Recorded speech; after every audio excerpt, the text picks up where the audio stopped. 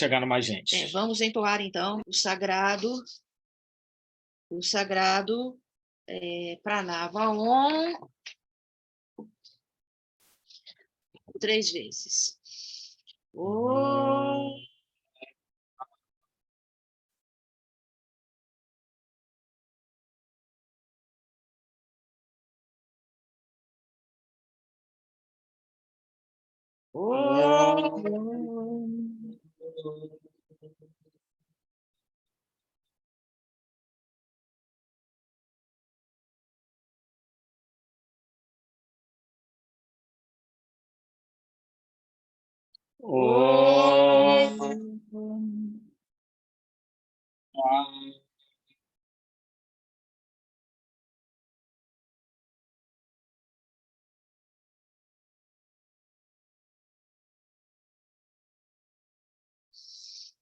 Om Ganganapataye Namaha. Om Mai Saraswatyai Namo Namaha. Ó mestres divinos de todas as religiões, ó amado Paranguru Baba Bhajarangadaji Maharaja, ó amado mestre Swami Tilakji Maharaja, amado mestre Swami Prakash Mayananda de Maharaja, que vossas bênçãos estejam sobre nós hoje neste estudo e que possamos, com as graças da Mãe Saraswati, iluminar os nossos intelectos para que possamos compreender e realizar as verdades contidas neste estudo e que ele seja abençoado para todo sempre. Que assim seja. Amém. Amém. Então, vamos dar continuidade ao estudo do Vivekachudamani, a joia do discernimento, a suprema joia. E baseado numa pergunta, na verdade, num parágrafo, está duas perguntas juntas que o discípulo fez ao mestre. E aí, só para a gente relembrar a pergunta. Aqui. O discípulo, então, ele perguntou ao mestre o que é essa servidão, quer dizer, essa escravidão, esse envolvimento. Como isso aconteceu? Como ela começou? Porque eu, de repente, estou preso aqui, eu não sei de onde veio. E aí ele pergunta, e qual é a base dela? Como é que ela está enraizada em quê? E depois ele continua. Como é o homem que dela se libertou, né? O homem, o sábio, o santo, o iluminado, aquele que atingiu o nirvana, ou atingiu moksha, a liberação, a libertação do quê? Dessa escravidão, da ignorância. Como é ele? E agora também queria saber sobre o que é o não Atman, ou seja, o que não é o eterno, o que é diferente da realidade suprema, o que é irreal. Então, o discípulo pergunta isso, né? E sabendo o que é irreal, eu quero saber o que é o Supremo Atman, ou seja, a Paramatma significa a alma suprema que envolve e está presente em todos os seres. E ele, então, perguntou o que é esse ser que está presente em todos os seres? E como nós podemos discernir entre o efêmero e o permanente, entre o irreal e o real, entre o ser e o não ser? Me explica, por favor, porque é uma coisa muito transcendental esse conhecimento. Então, o mestre foi explicando e nós paramos na explicação do mestre no versículo 61,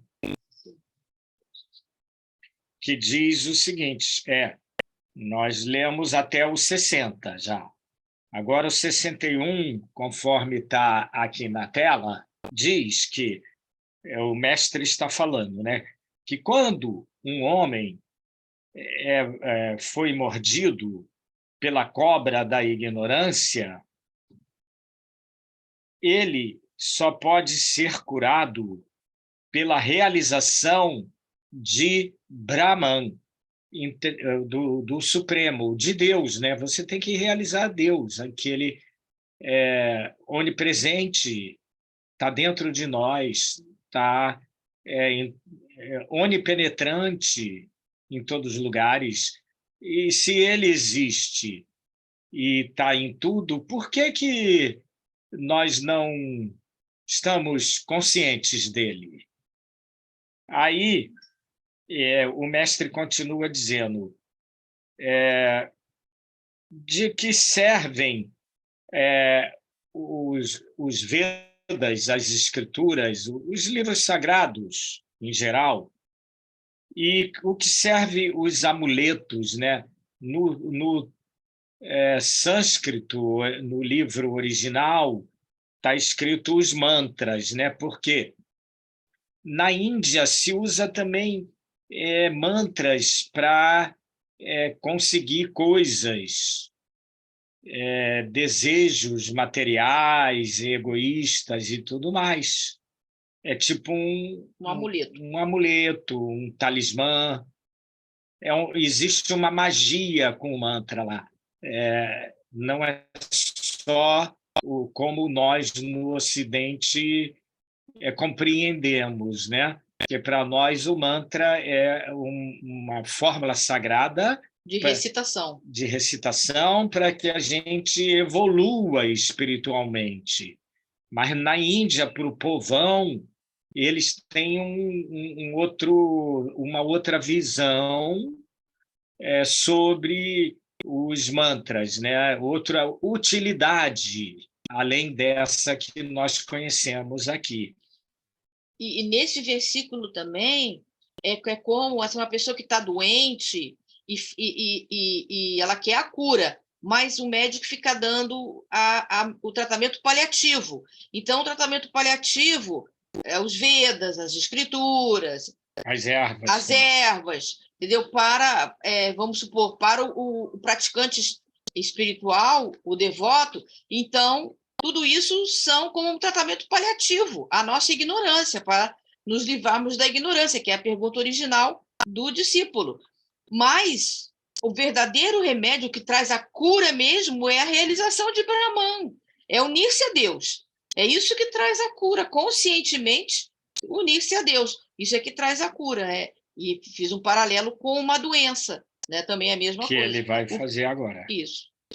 No versículo 62, o mestre Shankaracharya fala justamente isso que a Chandra estava iniciando.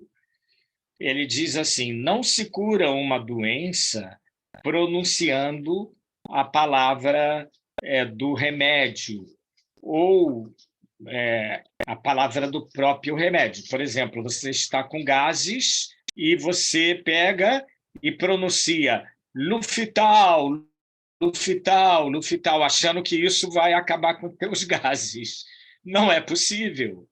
Não é assim que se cura. Você tem que seguir a prescrição médica e a prescrição do medicamento. Então, é preciso, diz Shankaracharya, tomar o remédio, não é só falar o nome do remédio. E a libertação não vem com o mero fato de pronunciar a palavra Brahman. Quer dizer, você pode falar Aham Brahmasmi, pode repetir as palavras, mas se for uma coisa só mecânica, externa, e não tem fundamento interior dentro do teu coração, aquilo não tem validade. E, quer dizer, não é só pronunciar, na verdade, a pessoa deve, como diz no texto, o Brahman, o ser supremo, deve ser realmente vivenciado. Você tem que realmente viver aquilo. Aquilo não é uma coisa fictícia, é uma coisa real. Então, depois, no 63, o mestre continua respondendo às perguntas do discípulo. Enquanto não permitimos que este universo aparente desapareça da nossa consciência, então aqui essa sentença é muito importante, né? Porque para nós a realidade é esse mundo material, esse universo material dos sentidos, do contato com o corpo, com as, digamos, as decisões ou as compreensões mentais, né? Isso vive na nossa consciência como se isso, essa vida, essas coisas que o corpo experimenta, a mente experimenta, sejam a realidade. Não, isso não é a realidade. A realidade é suprema, é eterna. É o ser supremo, é o Brahman. Então, nós estamos trocando a realidade pelo irreal, e cremos que esse irreal, que é o corpo, o mundo, os sentidos, seja a realidade. Esse é o ledo engano. Então, ele continua explicando. Enquanto não experimentamos Brahman, como podemos encontrar a liberação pela simples pronúncia da palavra Brahman? O resultado é um mero ruído, um mero som. Então, é só uma coisa externa que você está pronunciando. E isso não é a meta do yogi, a meta do aspirante espiritual, a meta da autorrealização. Então, o mestre está explicando tudo isso. Muito bem explicado. Não se confunda. Você está pensando que esse mundo de ilusão é o mundo real, é a vida real. Não é. A vida real é a vida eterna. Mas eu estou vendo isso, eu estou sentindo, eu estou experimentando, não importa. Por exemplo, a história da e ficou todo contente na janela do trem, falando: pai, pai, mãe, olha, olha, as árvores estão correndo lá fora. Aí o pai e a mãe falaram: não, meu filho, não, é o trem que está correndo, as árvores estão paradas. Aí ele olhou para as árvores de novo, né, com o trem em movimento, e falou: não, eu estou vendo, as árvores estão correndo. Aí os pais: não, filho, é uma ilusão de ótica. Os teus sentidos estão enganados. Não não são as árvores que estão correndo, é o trem. Você não vê porque você está dentro do trem. Então o mestre está falando: filhos, vocês não veem porque vocês estão dentro da ilusão. Vocês estão dentro da ignorância. Vocês não conhecem a verdade. E quando conhecerem a verdade, serão livres do quê? Da escravidão, da ignorância, dos desejos, dos sentidos. É maravilhoso. Aí continua explicando, né?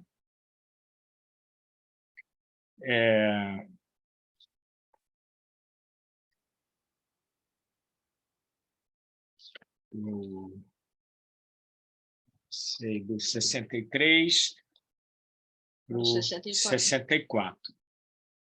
E aí, nesse 64, o Shankaracharya, o mestre, está dizendo: enquanto não tiver destruído seus inimigos, como, por exemplo, a ignorância, a mundanidade, os desejos, os apegos, todos são nossos inimigos.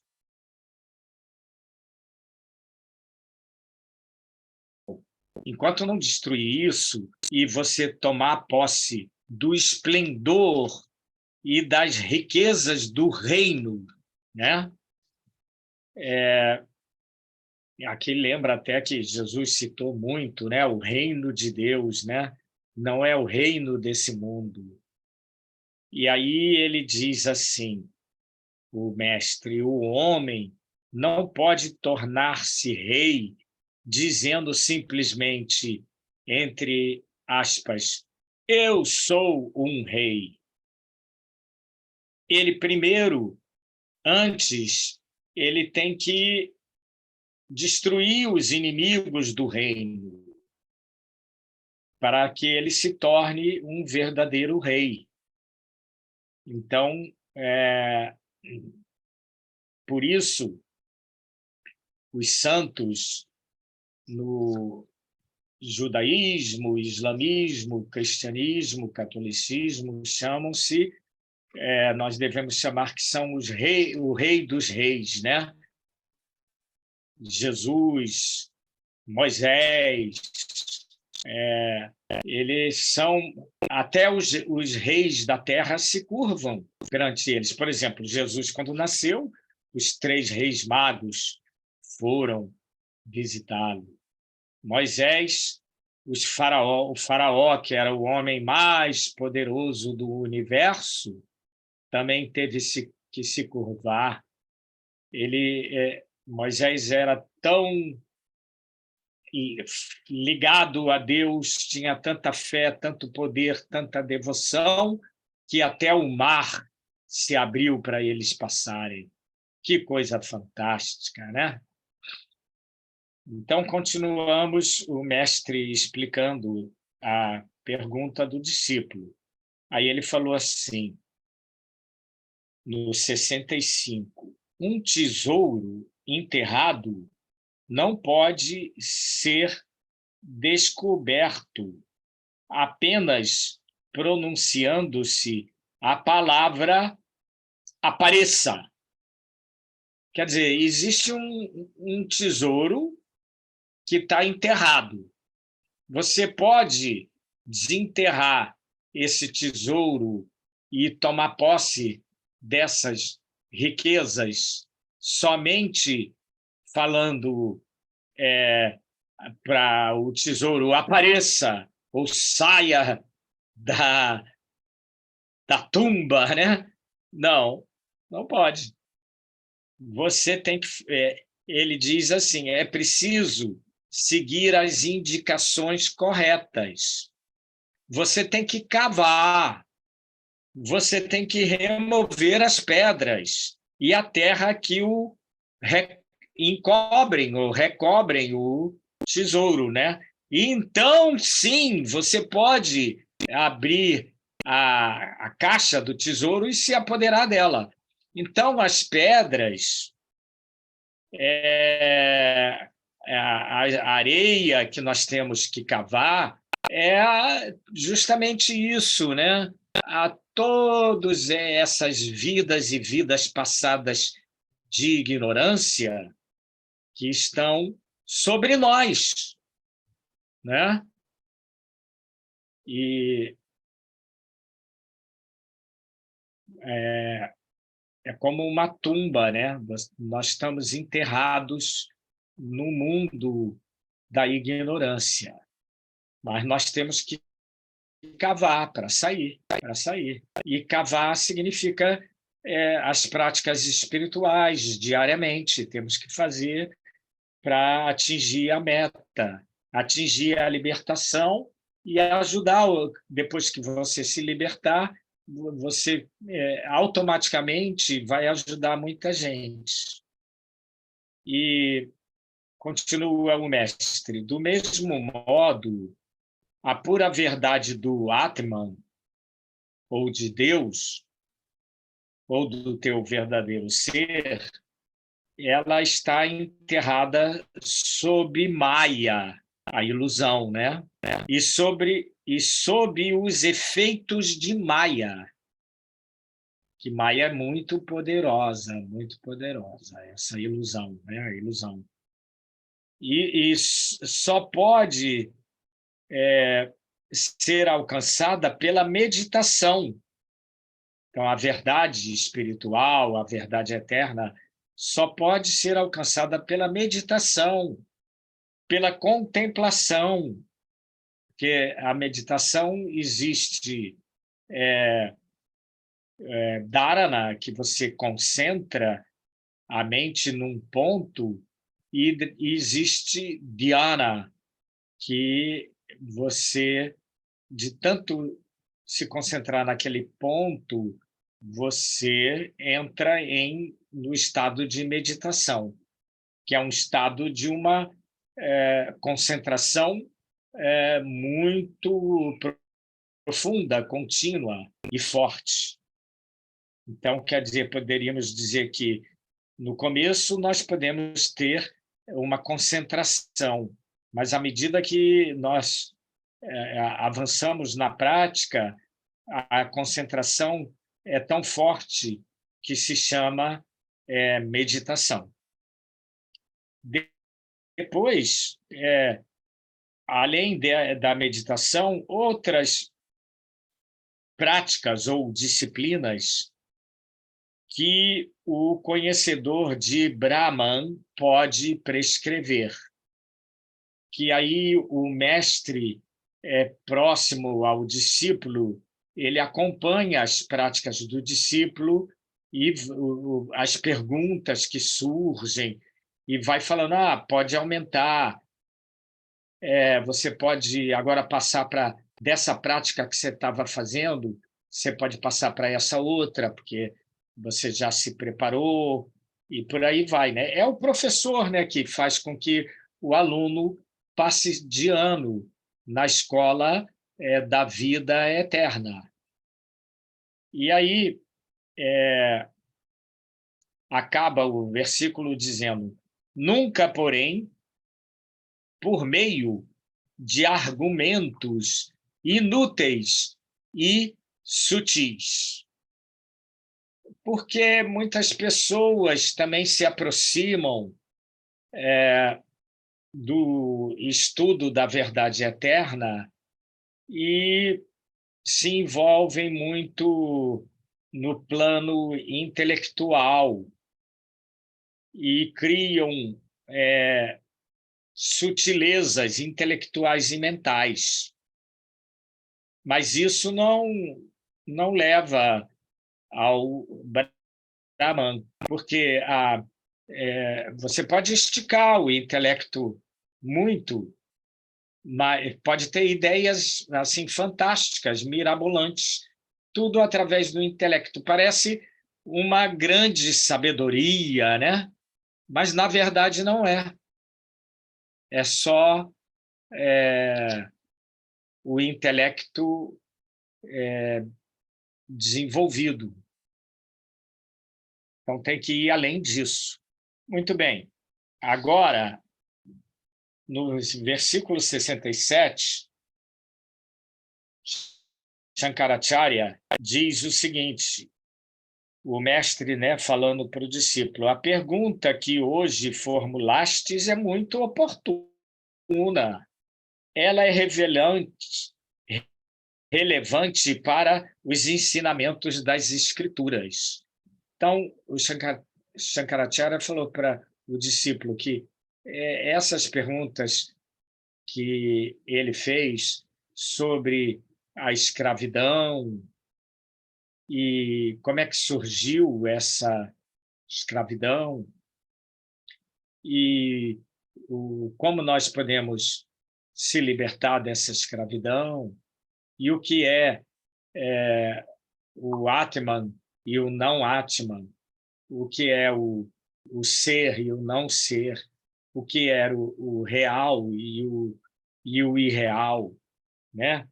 Então, isso é muito importante, digamos, a essência dos ensinamentos das Escrituras. E continua ele dizendo, seu significado está oculto nas profundezas. Quer dizer, essas perguntas, elas são perguntas profundas. É como no âmago de um aforismo. Por exemplo, isso aqui, cada versículo é um aforismo. Então, ele pode falar 4 frases, mas esses 4 frases você pode reduzir, digamos, em 4 palavras importantes. Essas 4 palavras são o âmago daquele versículo ou sutra, que é aforismo, né? Aforismo é uma palavra em português e sutra é em sânscrito. Muito bem. Então,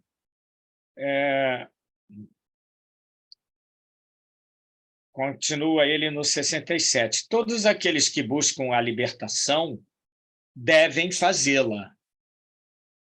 Então, todo mundo que está buscando o conhecimento supremo tem que fazer a si mesmo essa pergunta, né? O que é o real, o que é irreal? Por que eu estou preso à escravidão da ignorância? E como eu posso me libertar dessa ignorância? Muito bem. No 68, agora, Shankaracharya diz assim, ouve atentamente, ó homem prudente, ou mulher, ou ser humano prudente, o que tenho a dizer. Se ouvires, serás de certo libertado dos grilhões do mundo, né? Do samsara, né? No sânscrito está no samsara. Da cadeia de nascimentos e mortes. Samsara é um sinônimo também do mundo. E o que acontece? Primeiro ponto, nós, estudantes da espiritualidade, temos que estar cientes que existe uma prisão e existem prisioneiros. E que, enquanto não realizamos a verdade suprema, nós somos os prisioneiros dessa prisão. E que as práticas espirituais nos levarão à liberdade dessa prisão da ignorância, porque vamos conhecer a verdade suprema.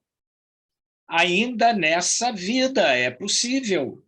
Depende do esforço de cada um dos buscadores da eternidade. E aí, ele diz,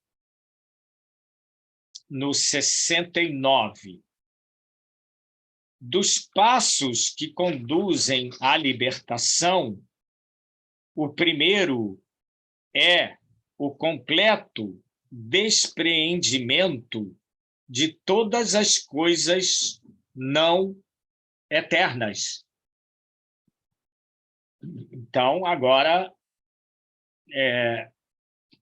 a frase é muito fácil, simples e direta, mas envolve muita coisa, porque nós, para alcançarmos o desapego, o despreendimento das coisas não eternas, ilusórias,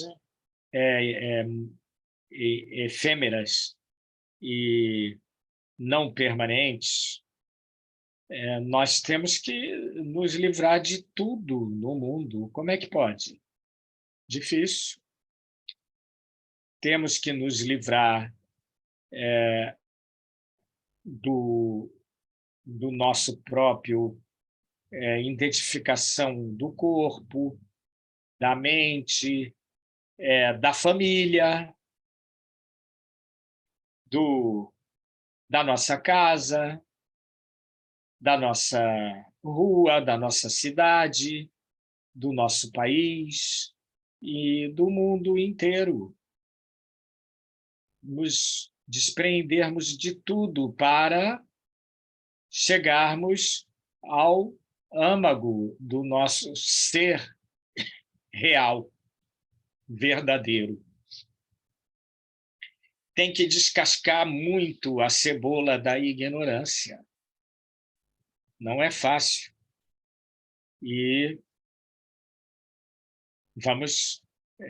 quem não começou, que comece imediatamente, porque o caminho para a eternidade é longo e a vida no corpo humano é curta. Muito bem. Então, o primeiro é isso, você tem que ir se libertando pouco a pouco das coisas mundanas e ilusórias. Muito bem.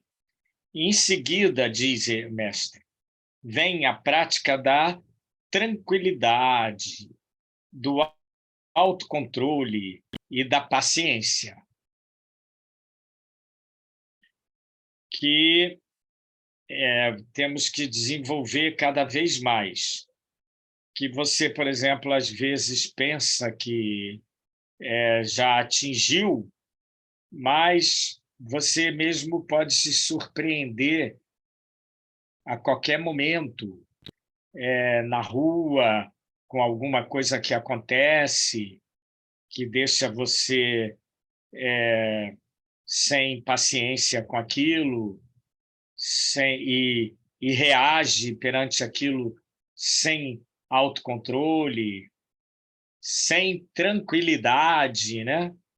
Então, para se estabelecer bem nisso, não é tão fácil, porque você, em contato com o mundo e com as pessoas, se irrita mais fácil do que você pensa. Você tem o trânsito, você, por exemplo, você está numa fila, entra uma outra pessoa na frente, fura a fila. No supermercado. No banco, em qualquer lugar. Você não fica tranquila. Você pode até discutir com a pessoa, reclamar. Então, esse estado de tranquilidade, autocontrole, paciência, vem uma pessoa e começa a te chatear.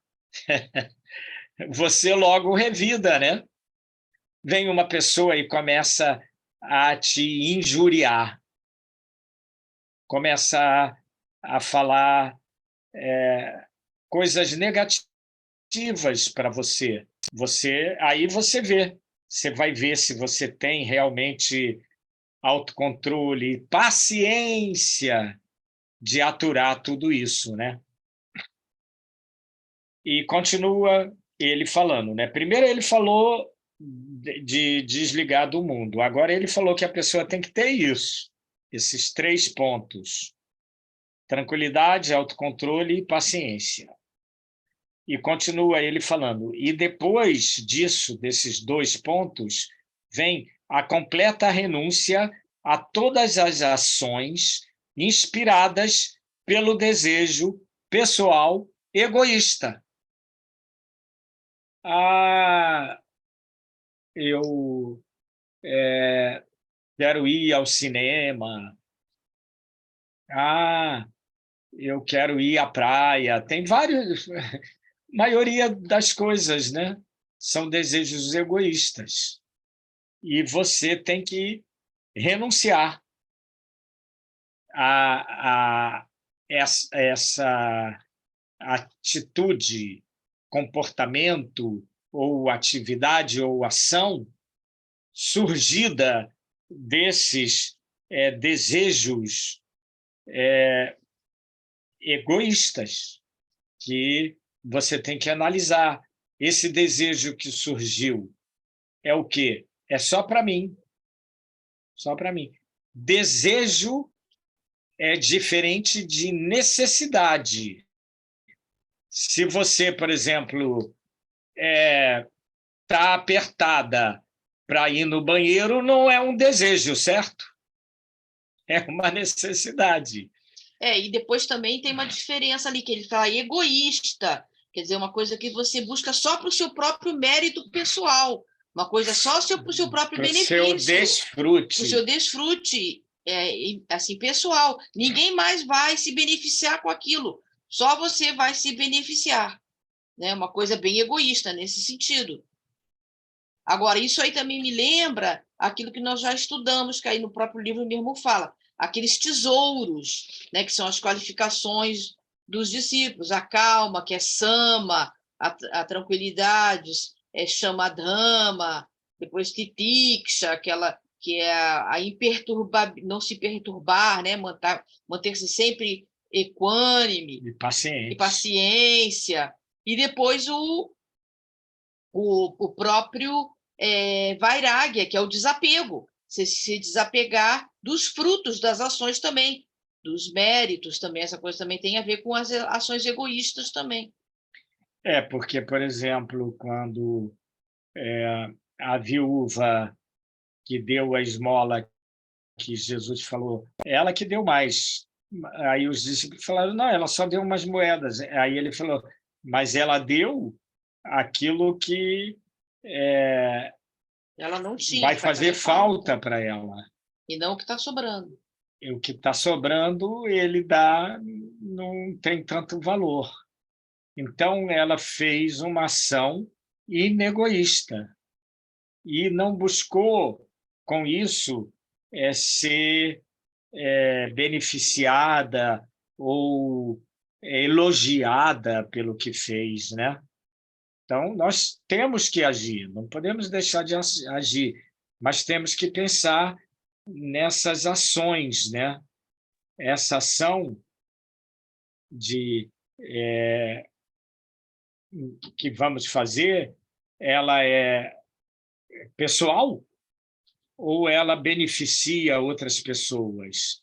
Ou ela é uma ação boa, dármica, ajuda, né? Então, temos que renunciar às ações pessoais. Por quê? Por exemplo, um ladrão, um bandido, ele rouba ou mata ou fere porque é uma ação egoísta, ele só pensa nele, só está pensando nele, né? O resultado das ações dele ele busca só para ele. E também pode-se ir mais além, não na caso do bandido, mas no caso da ação, da relação da ação com o ator, que é a questão do Karma Yoga, né? Que você, praticando o Karma Yoga, você não se apega ou renuncia aos frutos da ação. Então, isso também é uma ação inegoísta, não é uma ação egoísta. Você não faz uma ação buscando os frutos daquela ação, mas você tem que fazer, como também Paulo falou, e depois de havermos feito tudo o que fizermos, dizei, sois servos inúteis, porque fizeste apenas aquilo que devias fazer. O dever. O dever. Então, Dharma. o Dharma. Nós temos que colocar o Dharma na frente do Karma, né? Da Karma Yoga. Porque hoje em dia, muitas pessoas, até jovens, eles vão à praia e, em vez de ir à praia para tomar sol, banho de mar, ou ver as outras pessoas, eles vão lá para catar o lixo que outras pessoas colocaram. Então, eles estão fazendo uma ação que não está buscando o benefício só dele. Ele está fazendo uma ação que ajuda a muitas outras pessoas, incluindo ele mesmo. Mas ele não está buscando só o dele. Então, quando ele vai à praia só para o desfrute pessoal, é uma ação egoísta. Agora, a ação de limpar a praia ou plantar árvores e tal, você planta uma árvore que vai dar um fruto daqui a 30 anos. Você não está plantando para você, porque daqui a 30 anos, de repente, você já não está mais vivo ou viva. Então, você está fazendo uma ação que não é egoísta, pensando só em você. Então, nós temos que discernir, né? Viveka, sobre a ação egoísta e a ação inegoísta. Altruísta. Altruísta. E agora, então, para terminarmos aqui, o último... 70. Vamos tentar aqui. Eu já estou sentado e agora vamos ao 70. Vamos sentar todos. 70. Vamos tentar se livrar dos grilhões da ignorância.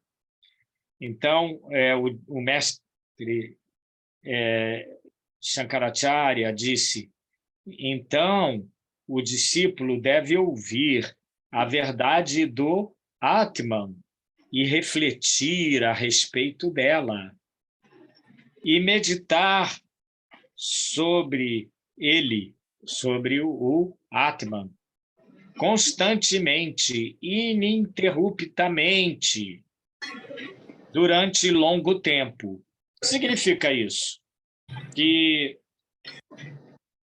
você mesmo, quando não está sentado meditando, você deve continuar pensando, refletindo sobre o Atman, o ser interior, a alma espiritual, mesmo no dia a dia das coisas do mundo. E isso continuamente. Se você se esquecer, logo você volta. A meditação não é só aquela hora que você senta e fica quieta em silêncio. E isso tem que ser feito durante muito tempo. Então, isso é muito interessante, né? Que você tem que ouvir primeiro do mestre, e isso está também, inclusive, na sadhana, ou na prática vedântica. Você tem que ouvir, depois você tem que refletir aquilo que você ouviu sobre aquilo, que você ouviu, raciocinar, e finalmente tem que meditar sobre aquilo, né? Que é Shravanam, Smaranam e Nidhyasana. Então, você tem que seguir esses processos todos, né? E agora, no versículo 70, Shankaracharya falou que assim, dessa maneira, como ele explicou acima, né, em vários sutras ou versículos, ele diz: assim, o sábio alcança o estado supremo, no qual a consciência do sujeito e do objeto se dissolve. Então, enquanto nós temos a consciência de que você é o corpo e a outra pessoa é outro corpo, a cadeira, o sofá é outra coisa, um outro objeto, e você é o sujeito perante aqueles objetos, a casa, a sala e etc., há uma separação entre sujeito e objeto. Mas o mestre está dizendo que quando se alcança esse estado do Atman, então a consciência desse sujeito e do objeto se dissolve. E só a infinita consciência da unidade permanece. Quer dizer, você chegou ao Samadhi, você chegou ao Nirvana, você chegou a Moksha. Então, você já não se separa de tudo que existe. Você é a existência e você é tudo que existe. Você não é mais uma coisa e os objetos ou o mundo, a matéria, o mundo material são outra coisa, não. Tudo é um. Por isso diz no Vedanta que Brahman é o um sem segundo, porque ele é o todo. Então, tudo que existe, existe nele mesmo. Então, não pode existir outra coisa fora dele. Então, só existe um, que é o Ser Supremo. Muito bem. Aí, para terminar, o Shankaracharya diz o seguinte: e então ele conhece a bem-aventurança do Nirvana, enquanto ainda vive neste mundo. Termina aqui.